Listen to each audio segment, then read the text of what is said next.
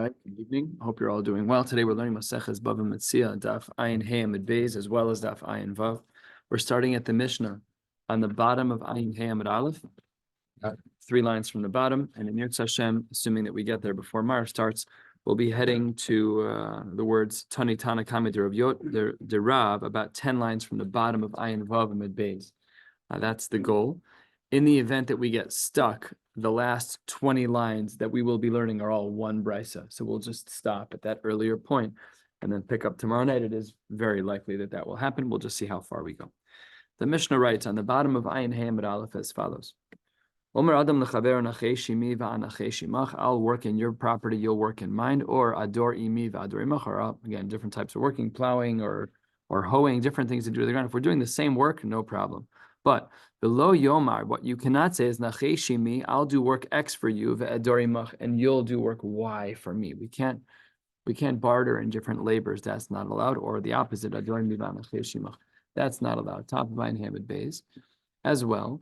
Kol yemei garid echad. All the days that are dry, where there isn't a lot of rain, the drier drought season. Well, that's one type of avodah. The ground is very hard. And kol yemei revia achas, and all the days of the rain are also considered to be one. Namely, you can barter work within any one of those days. During the dry days, I can say, I'll be menachesh your dry land. You'll be menachesh my dry land. No problem. But you can't go from wet season to dry season because the ground is a very different texture. Lo yomar lo charoshimi begarid v'ani achareshi mechaberivia. And that's what the Gemara gives as an example. I'll plow for you in the dry land, you'll plow for me in the wetlands. Totally incomparable. Totally not the same thing. When the ground is super dried out and it's kind of a drought, the ground is extremely hard to work with. Next part of the Mishnah, Ayin Hey Amid Beis, 3 lines down. This part of the Mishnah is very easy. There is this thing called ribis mukdemes, where ribis is done early, and there's also a case where ribis is done later, and these cases are dvarim pshutim. Ketzad nosan einav lilvos heimenu. I see that you're a wealthy person, and I know you give out loans. And in advance of asking you for a loan, v'hu meshaleach lo ve'omer bishvil shetalveni. I'm sending you a gift so that you will loan me money. Zohi ribis mukdemes. That's not allowed. It's not allowed. The kissing up, the gifts, it's not allowed. That's not the way we do things. We'll speak a little bit later today about speaking as it relates to ribis. I'll only be nice to you if you gave me ribis. Can I say shalom aleichem to you when I normally wouldn't say shalom aleichem if I'm the Lord? We'll discuss that later. But that's not ribis ktutza. No, it's not ribis ktutza. Right. Be avak ribis. Well, we'll get there. And the next case as well, lo vehemenu. Let's say I already borrowed money from you, vehechsir lo esma osav, and I've repaid you. And then afterwards, I bought you a gift for the money that you were left that were batel by me. What does it mean to be batel by me? It means that if you give me the money, you can't invest the money, which means that you've lost out on the opportunity to gain funds. So it was batel by me. Zohi ribis me'ucheres. That's a gift after the fact, not allowed. These are very unique cases because they're super explicit. We said yesterday that a Talmid Chacham is allowed to function in ribis because he makes a very clear distinction between the loan part, the halva, and the matana part, which is a gift. So that's what the Gemara says. Reb Shimon Omer yesh ribis dvarim, that there are words that can be a problem for ribis. Lo yomar lo, a person cannot say to someone, a lova can't say to the malva, daki ba ish ploni mi makom ploni. You can't share practical, helpful information with someone with whom you would have never shared that information only because they gave you a loan. My son Elisha said to me the other day, he said, Abba, did you hear that Rav Galai is in town? I said, I have not heard that Rav Galai is in town. It turned out my wife had already booked an appointment. We're going to see Rav Galai tomorrow. Fine. Now, let's say I had given my son a loan and he only told me about Rav Galai because I gave him a loan. That's ribis. You're not allowed to do that. Now, it's only in words, but it's still true. It's what, for which case? Well, that's right. And I'm just saying, using the child is not a good example. Although the Gemara says you're not supposed to loan in ribis with your children. That we concluded. V'lav milsehi was the end of the Gemara there. The asi mishum the asi the misrach. You're not really allowed to do that with you. What? If you didn't know the lender before, is this still applying? No, we're talking about after the fact. So I lent you money, and you feel that karasat tov to me. you paid me back, and then you told me a piece of good information that you would have never have otherwise told me. That's what we're talking about. No, I get that. I'm just saying, like, let's say I had nothing to do with you before the loan, but now I have a relationship with you. No, it has to be because of the loan. Almost as clear as the previous case where I say, Shetalveni, I'm giving this to you so that you lend me. L'chora, it should be explicit. The next part of the Mishnah we've seen quoted out of context. We saw it about 10 blot ago. Ve'elu ovrim below sase. The following people, who are all of the possible candidates of Isser who are involved in Ribbis, this is how it works. Hamalve ve'alove ve'ariv ve'edim. The malva is the lender, the lova is the borrower, the ariv is the guarantor, and the edim are the witnesses who sign on the document. V'chachamim omrim, afa sofer, the scribe who writes, is also involved. And over mishuma, these are the isurim that they violate. Well, now we spoke about the who, right? Those are the 4/5 people. Here is the what. Here are the isurim they violate. Lo sitain, over mishum lo sitain, umishum lo sikach meito, umishum lo sielo kenoshe, umishum lo sisimun alav neshech, umishum lif never lo sitain mechshav resem elokech ani Hashem. A lot of isurim. Abaye in the Gemara will qualify and limit who all of these isurim apply to. They don't apply to everybody, but we'll get there shortly. Tanya, we have a brisa. Reb Shimon ben Yochai Omer minayin l'noshe b'chaver manu ve'ena ragel lahaktim lo shalom sh'asel haktim lo shalom. If I borrowed money from you, all of a sudden I'm all chummy to you because you're such a nice guy. So does that work? Am I allowed to say shalom aleichem to that person in light of the fact that it's now extra kind? Zog the Gemara, you're not allowed. Tam lomar neshech kol davar asher yishach afilu dibur aser. Even in speech, if you're now just simply treating me more nicely, it's not allowed. So I like thinking about the following case. Let's say in general you're a jerk, but I take a loan from you. That means I have to still be a jerk. I can't be nicer to you. I have to treat you the exact same way that I treated you before, which is miraf sinigra. You're not supposed to be a jerk. But if all of a sudden my amidos change because of you, that's ribis terabbanan. That's avak ribis. L'choro. Better to not be a jerk, though. We had said in our Mishnah Ve'elu Ovrim, we listed 4 different people. We said the Malvelova, Arav, and Edim. The Chachamim had added the Sofer. And Amar Abaye doesn't really apply to everyone. We're about halfway down at the 2 dots. Amar Abaye, Malve over Bekulan. Halacha Lemaisa, the Malve, he does, in fact, violate all of these Isurim. We had spoken about very early in this parak that the Isur of Ribis applies both to the Malve and the Love, and that's true. But the number of Isurim that apply to the Malve is different than the number of Isurim that apply to the Love. The Malve has all of the Isurim listed in the Mishnah: Lo sitain, lo sikach meito, lo sielo kenoshev, lo sisimun alav neshech, relief neiver, lo sitain nechshel. 5 Isurim d'oraisa. State in the Mishnah, the Malve violates 5 Isurim d'oraisa. However, the Love is not. Love over mishum lo sashich leachicha, uleachicha lo sashich, relief neiver, lo sitain nechshel. He gets 3. They only get 1. So we could create a chart here where we can do check boxes of who has all these. From the Malva is the worst, the Lova is the second worst, and the Arav and the Edim are in that 3rd category. 2/3 of the way down on Ayin Hamid base. Tanya, Reb Shimon Omer Malve Ribis Yoser Imashim Arvichim Afsidim. When it comes to people who lend money with Ribis, more than they gain is their losses. You'll end up, you won't be budget neutral when you're done. You'll end up losing more than what you originally had. They might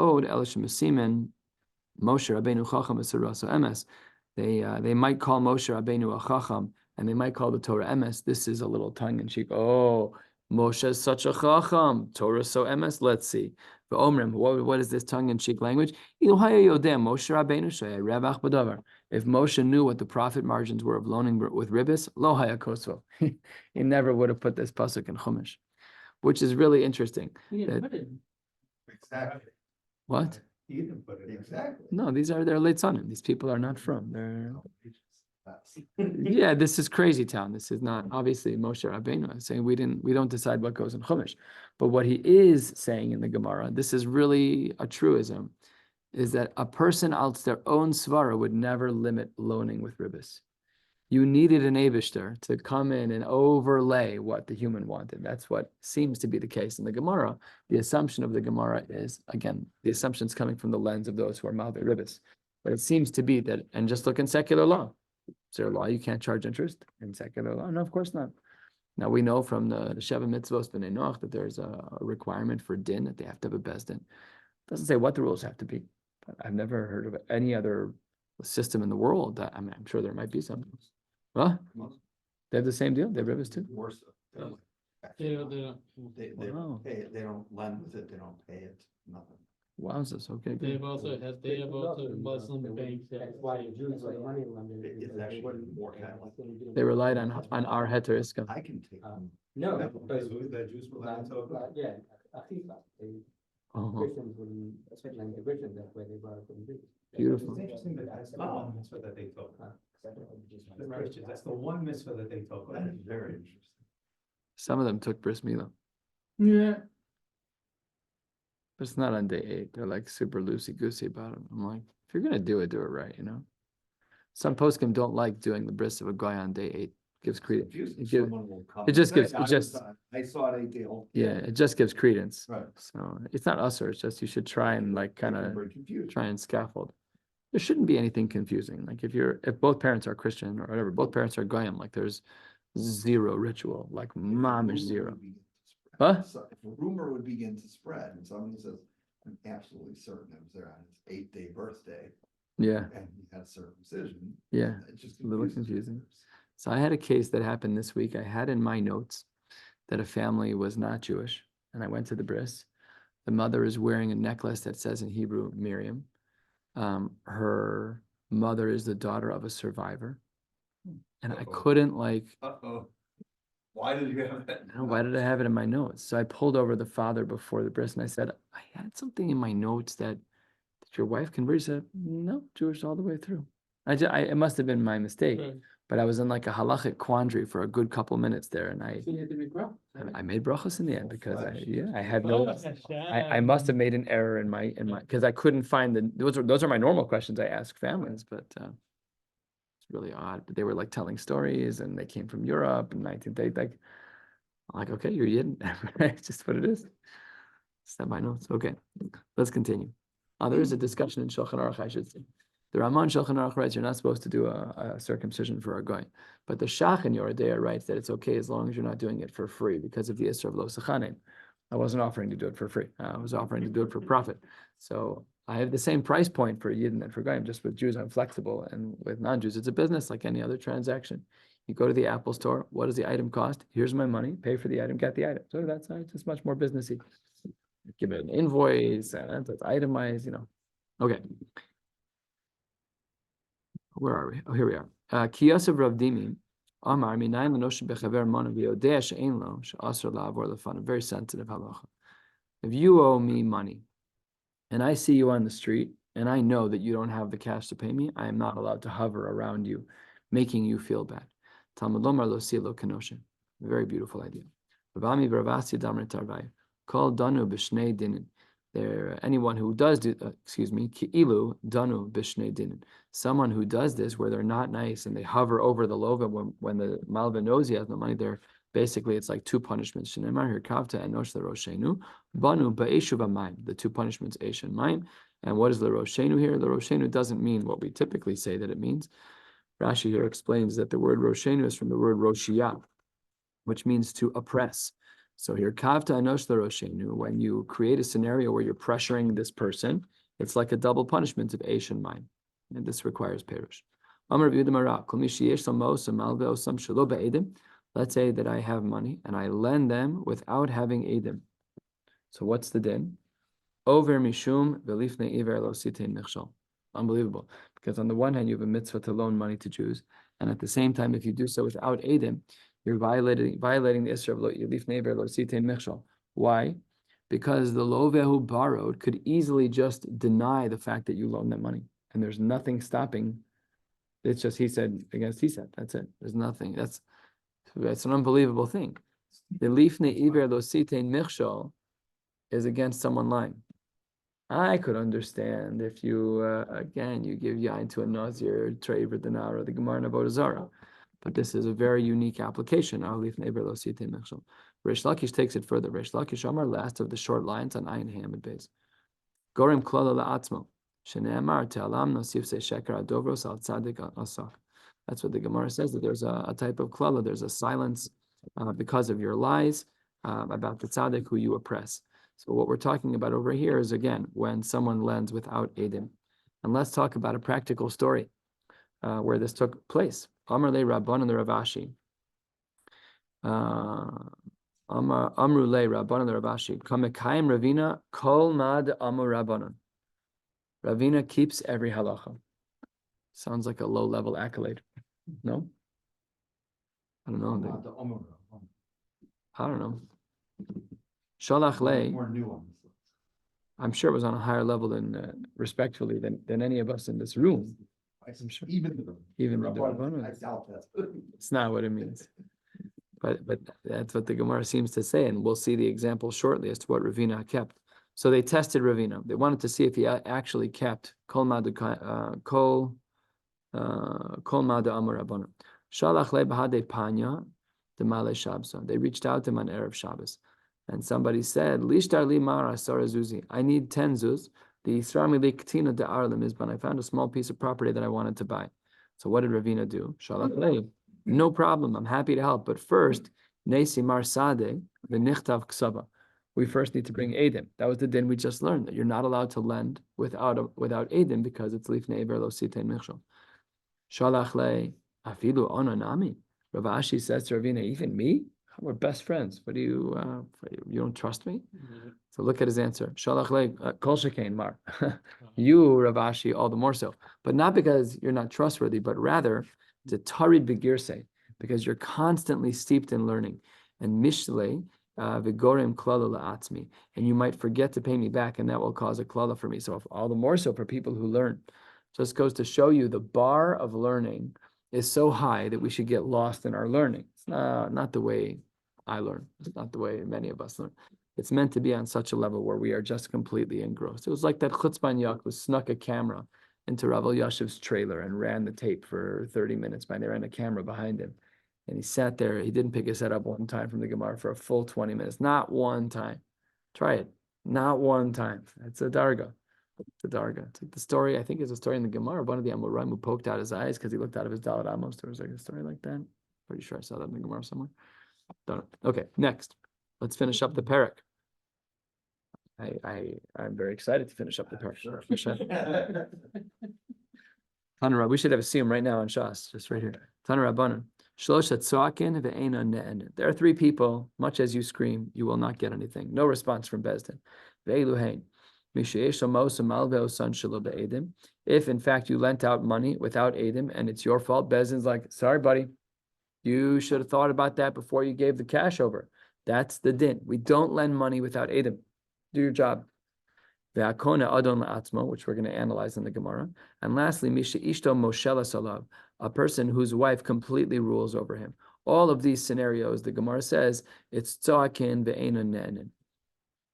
Kone adon le'atzmo mahi. What is that middle case of kone adon le'atzmo? So one of the cases could be, amre tola nechasa benachri. He doesn't want people to know that all the money is his, so he says that all the money belongs to a guy. And that's not a good idea, because if the guy catches wind of it, he'll be like, well, yes, in fact, you're right. Those are my cows, and I'm going to walk away with them. Not a very good idea to give over all of your belongings to your child while still alive. And that if a person was not successful in this particular city, they failed in city X, and they didn't move. It's mazal garam, right? If you live in a particular place and it's not working for you, go find a new city. Something else has to change. You got to shake things up. Somebody in the base medrash a couple of days ago, before I had learned this, asked me, like, what does that mean? You have to move if you're not being successful? I'm like, I don't know. I have no idea what it means. Yep, absolutely. Absolutely. Let's do that. So that's what the Gemara says is the case. That's what Kone Adon La'atzmo. But more broadly, for the last section of the Gemara, is that halacha that we're not allowed to lend without edim, and if we do it, lifnei iver, and if we end up losing out on all of our money, so be it. That's your fault. You should have been a little bit more thoughtful before you lent money. Is it for something? There weren't edim? That's what the Gemara means. It's shloshat soakin ve'eno ne'enin. Rashi says Tzoakin bebezdin shalmata, 10 lines before the end of the parak in Rashi's. Tzoakin bebezdin shalmata, ve'ena ne'enin sharei hein gormu la'atzman. Just an interesting, the line that the diuk in that Rashi is where there's tzoakin bebezdin shalmata, which means that upstairs, HaKadosh Baruch Hu will even things out. That's not for us to worry about. But down here in Bezdin, you can't be irresponsible and then go, go claim, you got to take care of yourself. You got to do your job. Hadron Allah Ezu Neshech Amir Hashem. We will see you in 7.5 years. Baruch Hashem in Yerushalayim. We'll now be starting the next parak, the 6th parak of Maseches Bava Metzia, and blissfully we'll be talking about a socher. Says the Gemara as follows: a socher is ha'umnin, someone who hires workers, v'hitu zeh es zeh, and they seemingly tricked one another. We don't know what this means yet. That's what the Rashi says, mefarish beGemara. It's usually a sign. Rashi is saying, I understand, got it, just give us some time and we'll get there. So, if this happens, ein lahem zeh al zeh ela tarumos. The only thing that you will be able to do is tarumos, is to register a complaint. In halacha, you can't just complain out of the blue. If you're going to go into a bezdin and register a complaint, there has to be a minimum threshold. Not every Joe Schmo can walk off the street and go complain in court. There's rules about what you're allowed to complain about. So that's what the Gemara says. We'll have to see what the parameters are. This case of hasocher ha'umnin v'hitu zezeh, and we do not know what the case is yet. We're going to spend much of the day today trying to figure out what that means. But under those circumstances, you can register a complaint. But when one does register tar umos, it does not mean that they'll get cash out of the deal. It just means that you can formally register a complaint. Sochar es hachamar, someone who hires a donkey driver, ves hakadar, someone who carries pots, lahavi priperin, to carry out smooth boards, bichalilin, and flutes, lekala o lemes, flutes for a kala or for a mace. Very interesting. Normally during Avelis, we don't play music. I didn't look into this, but you're not supposed to listen to music. So you don't go to weddings, you don't listen to live music. I don't know. But if a person were to be carrying these objects, and upoalin, or you hired workers, lahalos pishtana min hamishra, you hired workers to do some dirty work, to take the flax out of the place in which it's soaking. Didn't smell very good, as we saw in earlier Masechtas. The kol davar she'avad, and in regards to any area where if the work isn't done now, then a loss will be had. The chazru bahen, and the employees backed out. And if it's makom she'im sham adam, again, a lot of parameters here. If it's a place where there aren't workers of an equivalent pay grade, so then socher alei, and I get to hire more expensive ones and then charge that extra cost to the employees that ditched me. Right? That's a very fascinating cancellation policy. Mitan, or you can trick the person. This will hopefully get to by the end of the day today. I know we probably won't. I just looked at the clock. So that's what the Gemara says. We'll get to that tomorrow. Bottom line, in general, hasocher es ha'umnin. If a person hires a worker, and then there's backtracking, yadam ala tachtona. The person who backtracks loses out. If I hire you and then I cancel on you, I'm the owner, and I tell you, sorry, I don't need your work anymore, then yadu ala tachtona, then the balabais might lose out. There are halachic implications of how much money we're discussing. We'll get into some of these details over the course of the coming days. Kol hameshana yadu ala tachtona. Anyone who as a worker does work that they were supposed to do, but they do it the wrong way. Rashi gives an example on the 3rd line. Rashi dibur amaskal kol hameshana yadu ala tachtona says kegon nosan semer litzaba litzavo edom litzavo shachar. You dyed it the wrong color, so you, the employee, is called hameshana on the 2nd line of the Gemara yadu ala tachtona. You're going to be on the hook.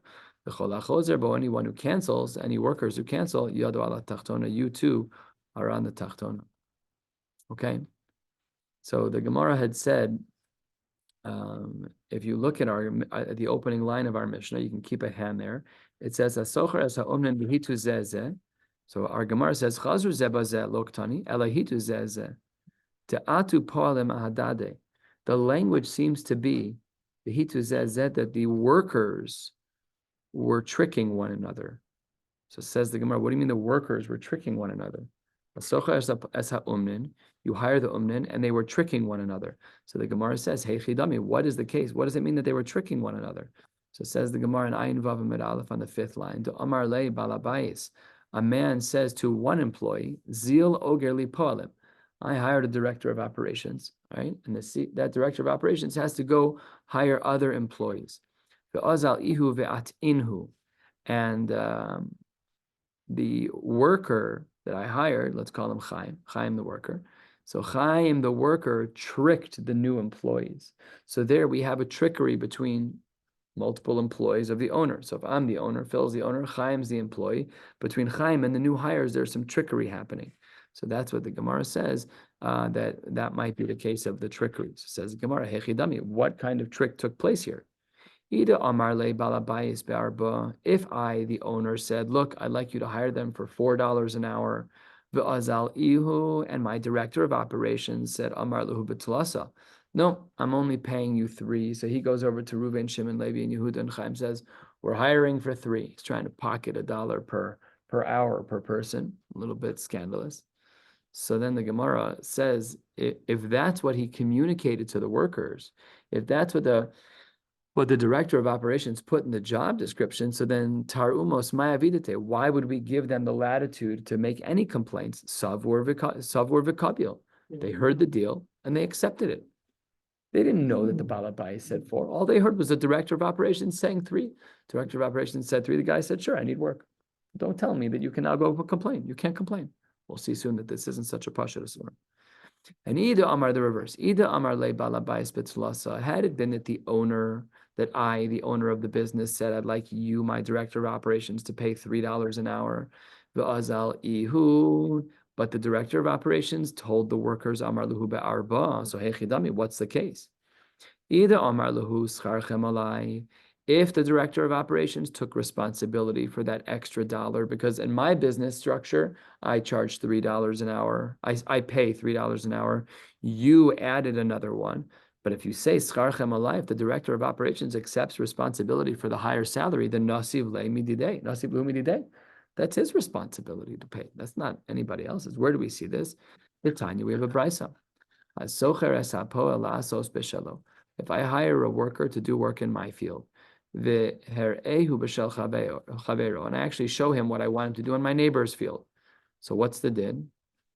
Well, if I'm Reuven and you're Shimon, and Reuven was supposed to do if I'm Reuven and you're Shimon, I hire Chaim. I say to Chaim, my name is Reuven, I want you to do work in my field. That's easy business.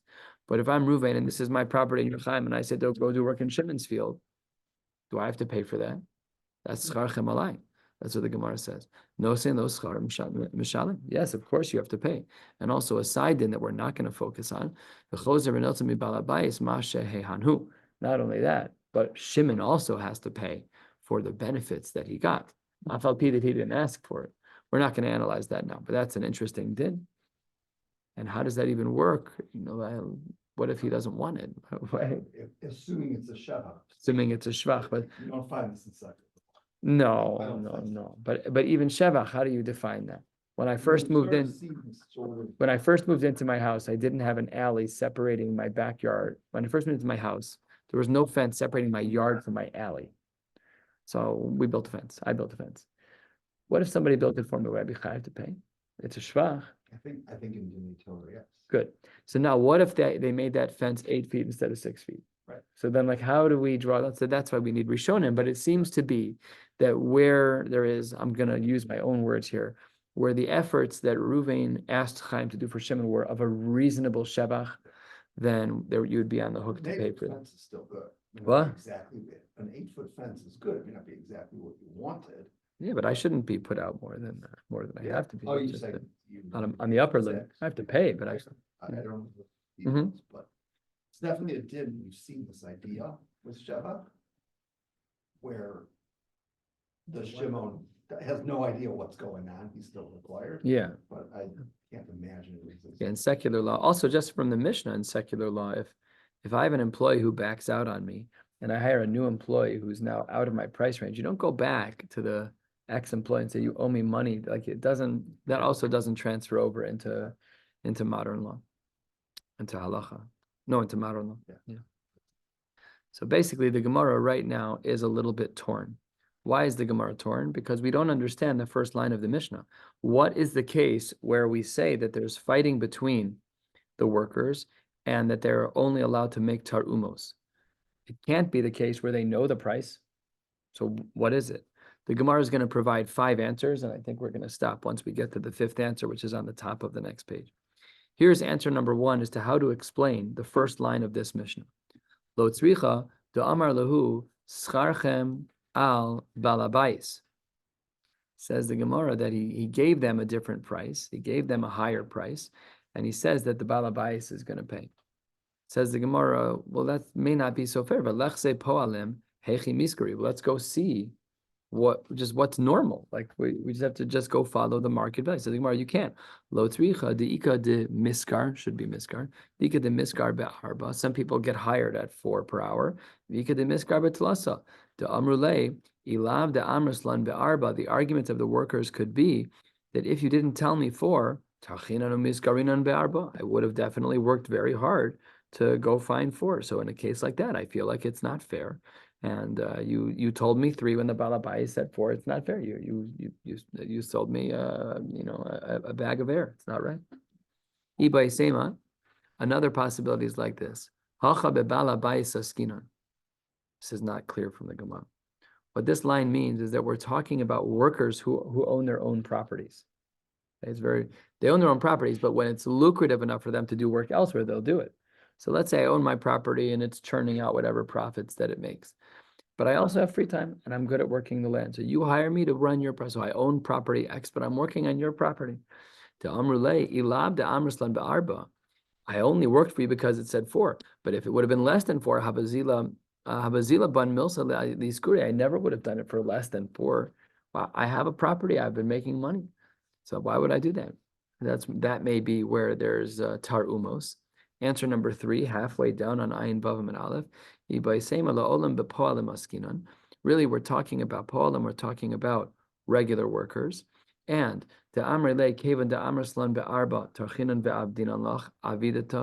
because you told me 4, I worked very hard.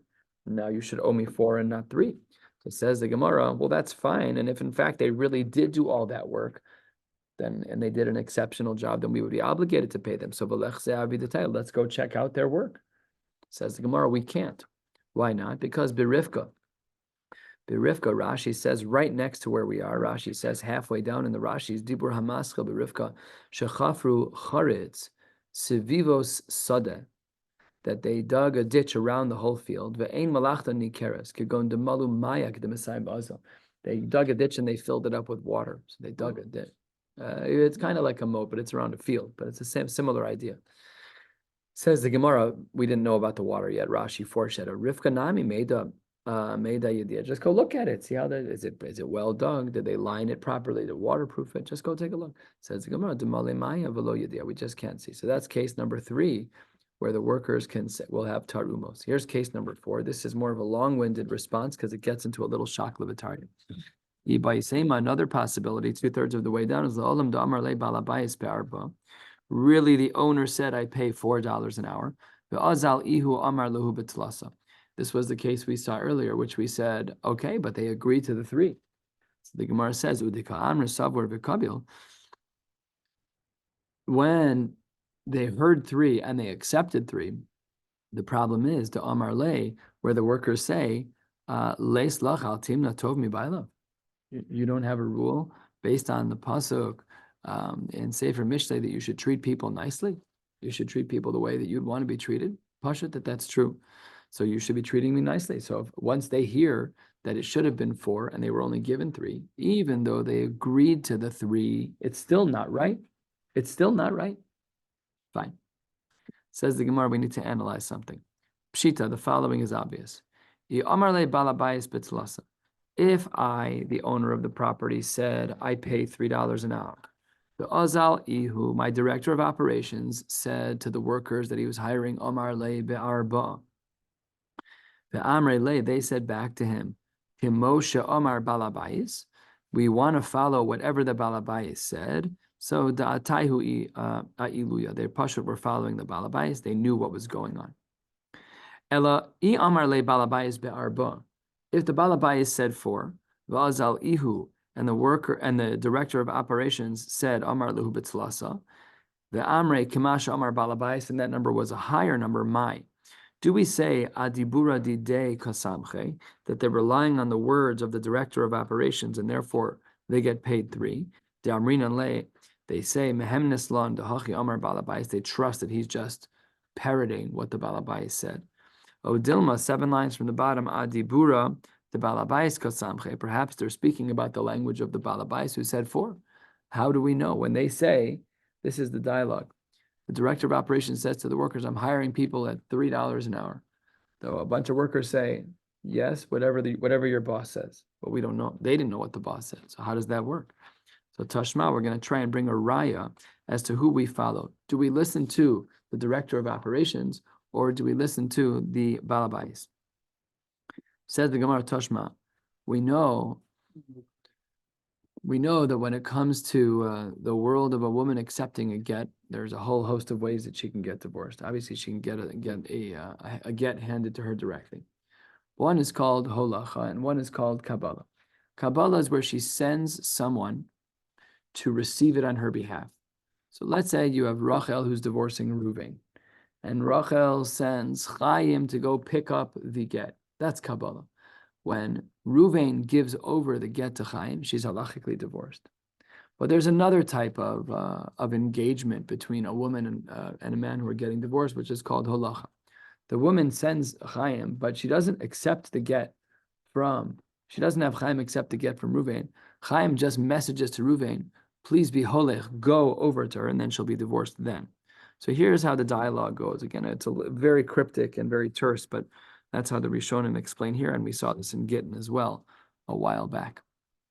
Says the Gemara as follows, Toshma, Haveli Giti, bring me my get, which is a language of holacha. What is she saying? You, Reuven, bring me a get, and when I get it into my hands, I'll be divorced. And what did Chaim, the messenger, say? He said to Reuven, V'ishtecha amra, hiskabeli Giti, that I should receive it for her, which is not what she said. She said, I want Reuven to come to me. Chaim said, give it to me, and then she's divorced. Who Omer, what does Reuven, the half ex-husband, say? Heilach kamash amra. Whatever she said goes. I don't care which one works. Amar Rav Nachman, Amar Rabbi Baravu, Amar Rab. Afilu egia get liyada ena megurashes. They're not divorced at all, even if it gets to her hand. Because there was a big misunderstanding. The shliach did something very wrong. What do we see from here? Shamas mina, bringing it back to our case. Adibura didei kasamech. We follow the messenger. How do we see that? Because our messenger, in the case of Gittin, said something that wasn't true, and because we follow that, therefore the whole deal is off, and she's not divorced no matter what happens. If it were to have been that we followed her words, then at the very least, when the money got to her, when the get got to her hands,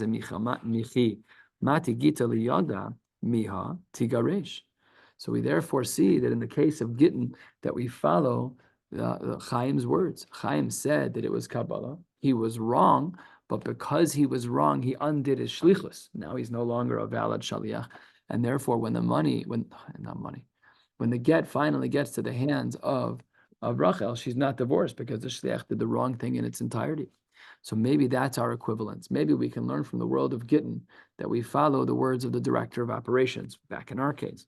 Amar Rav Ashi, I disagree. We'll learn another 10 lines or so, and we'll stop at answer 5 because there's not a chance in the world we're going to get to the bottom of the page. Says the Gemara, Hachi Hashta. How can you make a comparison between the case of Gittin and the case of the owner hiring the director of operations who miscommunicated with the other workers?